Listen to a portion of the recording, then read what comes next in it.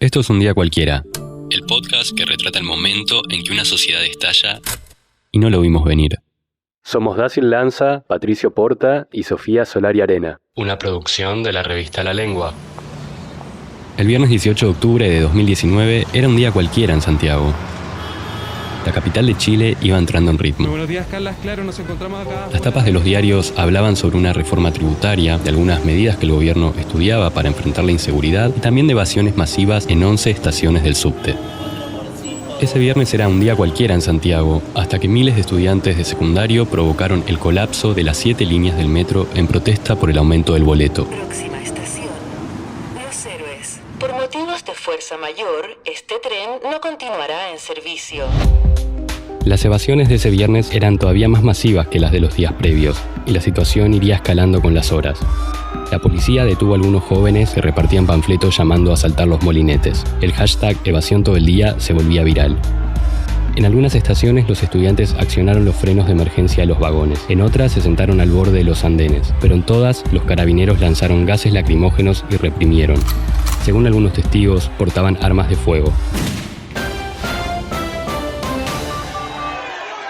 Estamos viendo imágenes en este momento en vivo de lo que está ocurriendo en la estación Metro Salvador, donde se ve a jóvenes que están protagonizando una nueva jornada de evasiones en el metro de Santiago.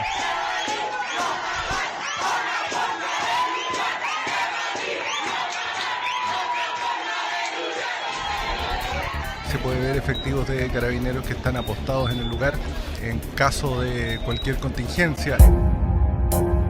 Ese día hubo cientos de detenidos y de heridos mientras las sirenas no paraban de sonar en una ciudad que estaba completamente aturdida.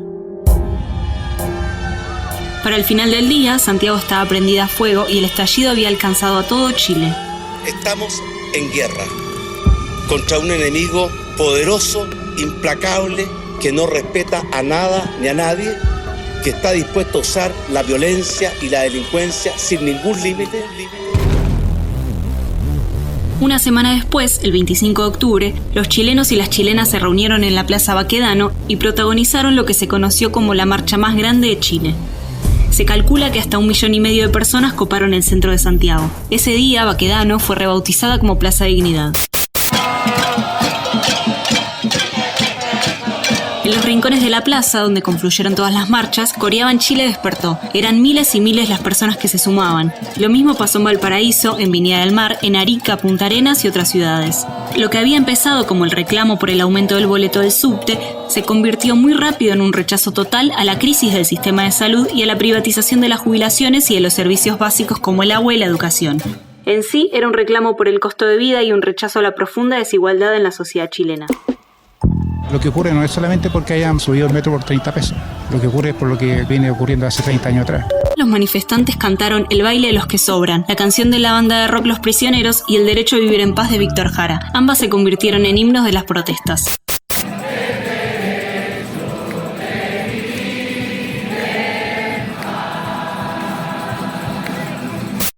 Junto a la bandera de Chile ondeaba la del pueblo mapuche y en un cartel se leía: ahora se siente lo que es que te traten como un mapuche. Yo estoy aburrido de la criminalización que hay constante a la protesta social. Están mal los saqueos, pésimos, pero ¿hasta cuándo? ¿Qué más esperamos? La Villa San Luis es una villa que tiene pasajes de tierra, cabros chicos consumidos por la pasta base, niñas que se prostituyen por la drogadicción. ¿Y qué queremos? ¿Que nos saquen? ¿Que nos hagan el lago de los cisnes? O sea, por favor, ¿de qué estamos hablando? Es gente mal educada, años de exclusión, falta de oportunidades, los spam llenos, no los atienden, 24 horas esperando en la urgencia. O sea, ¿qué más esperamos? Somos generaciones mal educadas. Las fuerzas de seguridad otra vez respondieron lanzando gases lacrimógenos y disparando balas de goma, mientras que el presidente Sebastián Piñera decretó el 7º toque de queda consecutivo. Mi nombre es Valentina Miranda, soy vocera nacional de la Coordinadora de Estudiantes Secundarios CONES de acá de Chile. Sufrí una agresión por parte de carabineros durante el toque de queda, los cuales ingresaron al domicilio donde yo me encontraba. Nosotros estábamos en un caceroleo pacífico, de la nada aparece una patrulla de carabineros, los cuales nos salieron persiguiendo directamente a nosotros cuando habían cerca de 30 personas abajo en la calle tocando la cacerola. Nosotros ingresamos al hall del departamento, Carabineros ingresó detrás de nosotros, ahí empieza una golpiza enorme, donde a mí se me arroja gas pimienta en la cara, tuve una reacción alérgica que me hizo llegar a tener una crisis de pánico ya en la comisaría, dentro de la comisaría. Chile está entre los países más desiguales en términos de distribución del ingreso. Aun cuando esto se mide a través de encuestas de hogares que no son precisas porque no consideran a los hogares más ricos, Chile se ubica entre los 20 países más desiguales del mundo. Y aunque la desigualdad chilena disminuyó desde el año 2000, solo 3 años después de esa fecha siguió creciendo. Y para cuando Sebastián Piñera propuso una agenda social, ya era tarde. Faltaban solo 72 horas para el 25 de octubre de 2019 y fue como querer tirar un vaso de agua en medio de un incendio. Yo no estoy de acuerdo con eso que dicen que es vandalismo. No es vandalismo. No es vandalismo, porque la gente está protestando porque ya no damos más de los robos. Nos roban de la AFP, nos roban del agua, la luz y más encima de los pasajes.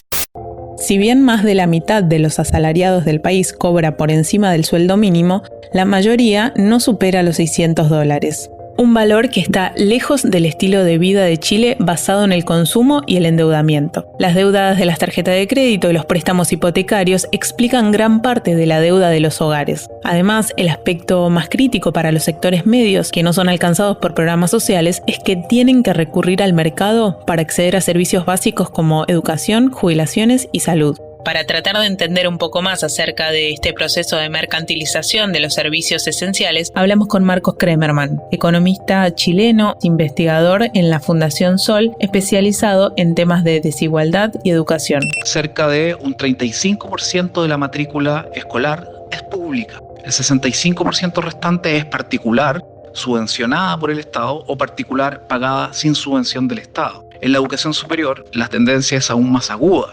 Solo un 15% de la matrícula es pública. El 85% restante son universidades privadas. Al mismo tiempo, se ha creado un negocio de crédito estudiantil con intromisión de la banca y con aval del Estado, y hoy día tiene un universo de estudiantes endeudados muy grande. A la mercantilización de la educación que describe Kremerman se suma la de la salud, donde el Estado financia principalmente a la demanda en lugar de la red asistencial de salud pública.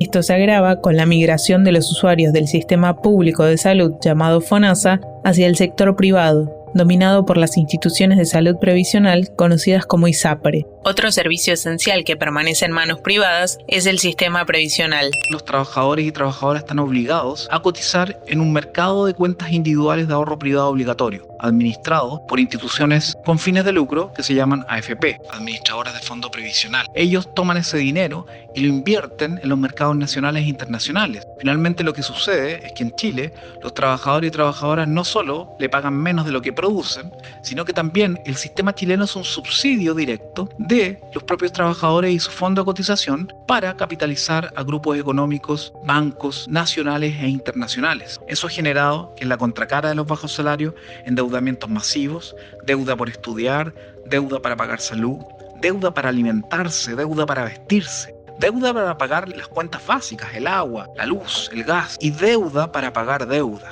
Esto hace que Chile hoy tenga una alta concentración de la riqueza. Según CEPAL, Comisión Económica para América Latina y el Caribe, la mitad de los hogares tiene apenas el 2,1% de los ingresos netos del país, mientras que el 1% de los hogares, es decir, los súper ricos, como es el caso del presidente Sebastián Piñera, se quedan con más del 26% de la riqueza.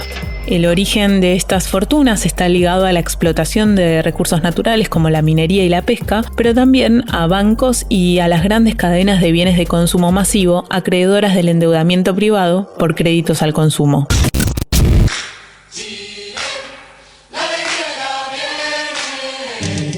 Porque diga lo que diga, yo soy libre de pensar, porque siento que es la hora de ganar la libertad. Estos privilegios que empezaron a tomar forma durante la dictadura de Augusto Pinochet están garantizados por la actual Constitución chilena. Los chilenos cuentan hoy con una Constitución de 1980, la misma que el dictador Augusto Pinochet encargó a su principal colaborador, Jaime Guzmán. Una Constitución que, entre otras cosas, encierra varias trampas. Una es el sistema binominal, que beneficia a las grandes coaliciones y deja fuera a los independientes y a las fuerzas de izquierda más chicas. La idea de Guzmán, claro, era asegurar la continuidad del régimen en democracia, a través de Renovación Nacional, que es el partido de Piñera, y de la Unión Demócrata Independiente, el partido fundado por el propio Guzmán y que hoy está en la alianza oficialista. Hola, soy Francisca Quiroga, directora del medio digital El Desconcierto, un medio que ha hecho la mejor cobertura en términos de visibilizar la tortura, lo que está pasando en las calles, los deseos y las propuestas de la ciudadanía que en esta revuelta de este Chile insurrecto. Chile tiene una constitución de 1980 hecha a fuego y sangre. Hoy necesitamos la constitución de verdad y que represente a este nuevo Chile. Sin embargo, durante las primeras 2 décadas desde la recuperación democrática, entre 1990 y 2010, gobernó la Concertación, una coalición liderada por demócratas cristianos y socialistas. Era la misma base de partidos de centro y progresistas que se habían opuesto a Pinochet. Pero la Constitución tenía varias fallas de origen, además de la falta de legitimidad. Hasta 2005, por ejemplo, las Fuerzas Armadas podían designar senadores. Para modificarla, se necesitaron supermayorías en el Congreso.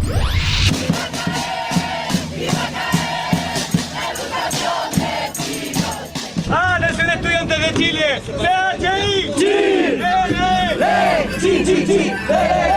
¡Estudiantes de Chile!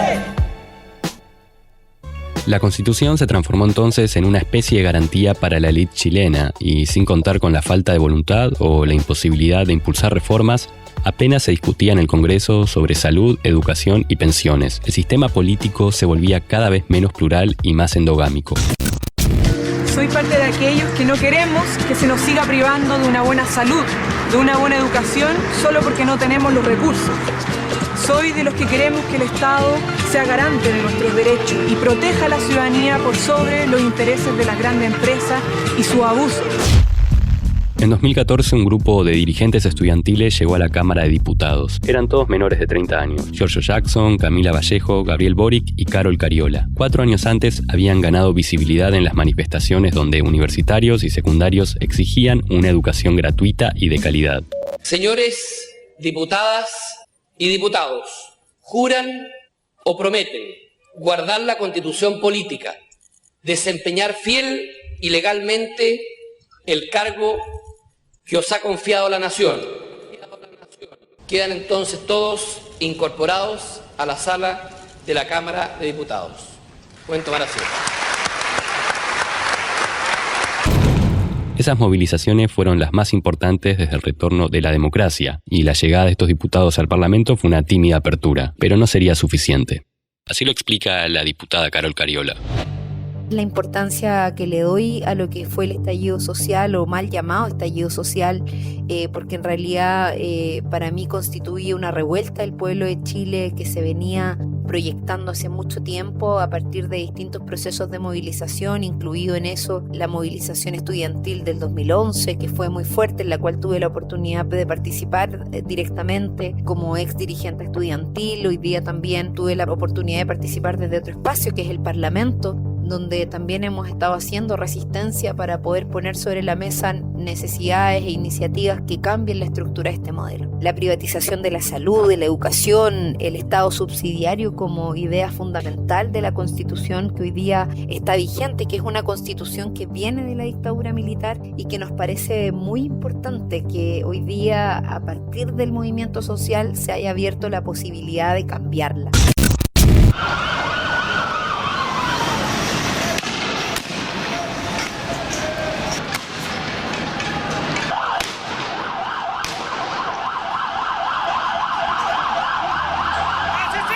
Si bien el estallido actual es una continuidad de las protestas estudiantiles de 2011, lo que se encendió en octubre pasado fue de una intensidad distinta, mucho más potente.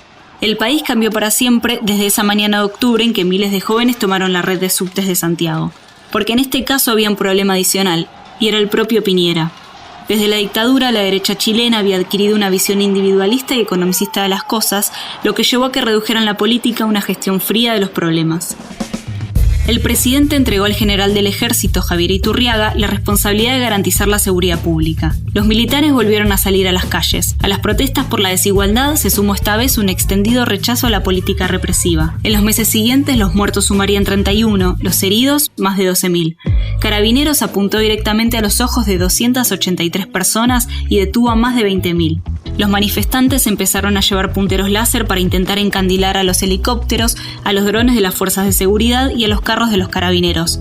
Llovían denuncias por tortura y abuso sexual, también por el uso de soda cáustica y gas pimienta a los guanacos, como le dicen los chilenos a los carros lanzaagua. El gobierno no podía esconder las violaciones a los derechos humanos. En enero del 2020, la popularidad de Sebastián Piñera se desplomó hasta el 6%, la más baja para un presidente en democracia. En la cima de la pirámide, nadie, ni siquiera la primera dama Cecilia Morel, parecía dimensionar de lo que se trataba. Estamos absolutamente sobrepasados, es como una invasión extranjera, alienígena, no sé cómo se dice, y no tenemos las herramientas para combatirla. Por favor, mantengamos nosotros la calma, llamemos a la gente de buena voluntad, aprovechen de racionar la comida y vamos a tener que disminuir nuestros privilegios y compartir con los demás. Durante esos meses, la violencia fue tan dura y cuestionada que Piñera se vio forzado a echar al ministro del Interior y Seguridad Pública, su primo Andrés Chadwick. Lo hizo al día siguiente de levantar el toque de queda y junto a él corrió a otros 7 funcionarios. Chile cambió y el gobierno tiene que cambiar, dijo Piñera cuando tomó juramento a los nuevos ministros. A pesar de la salida del gobierno, Chadwick sigue vinculado a Piñera, a quien acompaña desde su primer mandato en 2011. El juramento de Chacarilla es el acto inaugural de consagración a esos postulados. Piñera intenta mostrarse como una figura más moderada frente a un Chadwick y su pasado pinochetista, cristalizado en la imagen de un joven Andrés cargando una antorcha en el acto de Chacarillas de 1977, cuando él, junto a otros 76 jóvenes, subieron a la cumbre de uno de los cerros más altos de Santiago para declarar su lealtad al dictador. Piñera entró a la política a través del Partido de Renovación Nacional, en el que militó por 20 años, y en 2010 se convirtió en el primer presidente de derecha electo democráticamente, luego de Jorge Alessandri, electo en 1958. En el año 71 se recibió de ingeniero comercial en la Universidad Católica de Chile y fue premiado como el mejor alumno de su generación. En el 73 se fue para Harvard a hacer un posgrado en economía. El día del golpe al presidente Salvador Allende, el 11 de septiembre, se encontraba en su primer día de clases. Piñera fue formado no solo para destacarse, sino también para ganar.